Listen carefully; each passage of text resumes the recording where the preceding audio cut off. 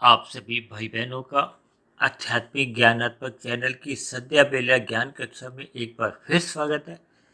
आज की चर्चा का विषय है रजोगुण और साथ में हमने एक शब्द लिखा है चेतावनी।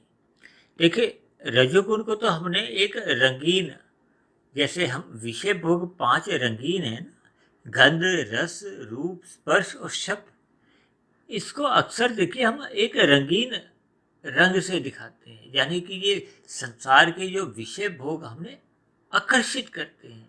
जैसे मेलों की चकाचौंध होती है, उसमें रंग बिरंगी कई चीजें होती हैं, जबकि हमने ये चेतावनी शब्द को देखिए काले रंग से दर्शाया।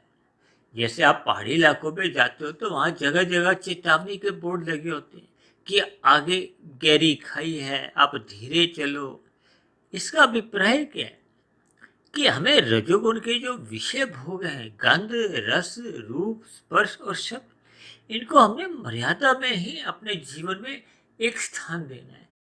यदि मनुष्य इन विषय भोगों को आवश्यकता से अधिक महत्व देता है, इनके लिए ही कर्म करता है, और इनके लिए ही जब वो मनुष्य इन विषय भोगों का भोगते भोगते व्यसनी बन जाता है, तो मनुष्य कब तमोगुण में गिर जाता है, फिसल जाता है।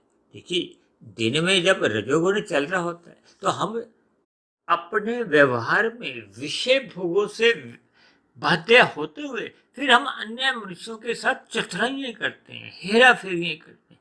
उसके पीछे का कारण ये रजोगुण ही होता है। ये रजोगुण अगर हमारा मर्यादा में होगा तो मनुष्य फिर इन विषय भोगों के कारण फिर वो तमोगुण में गिरता नहीं है, पाप कर्म करता नहीं है, यानी कि मनुष्य रजोगुण में फिसलता नहीं है। ये फिसलने से क्या होता है कि मनुष्य तमोगुण में गिर जाता है। देखिए, तमोगुण में गिरने का अभिप्राय क्या है कि मनुष्य पाप कर्म कर जाता है, पाप कर्मों को उसका कर्माशय बढ़ने लगता है। इसीलिए मैंने देखिए रजोगुण के साथ एक चेतावनी शब्द लिखा है, क्योंकि शाम को सूर्य के ढलते ही तमोगुण का आरंभ हो जाता है।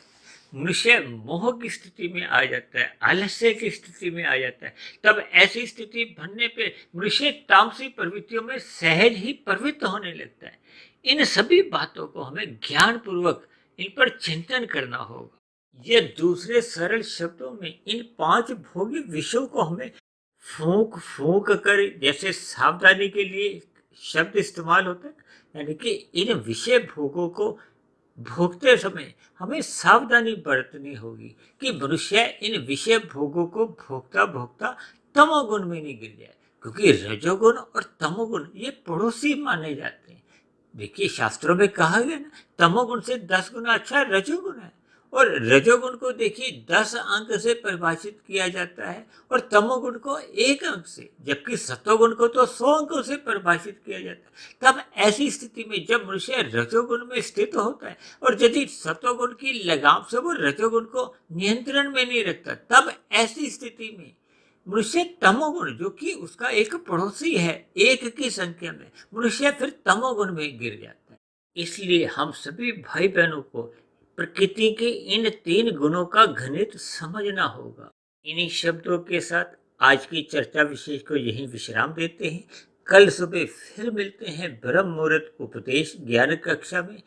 तब तक अपने आध्यात्मिक मित्र सुधीर भाटिया फकीर को इजाजत दें। शुभ रात्रि।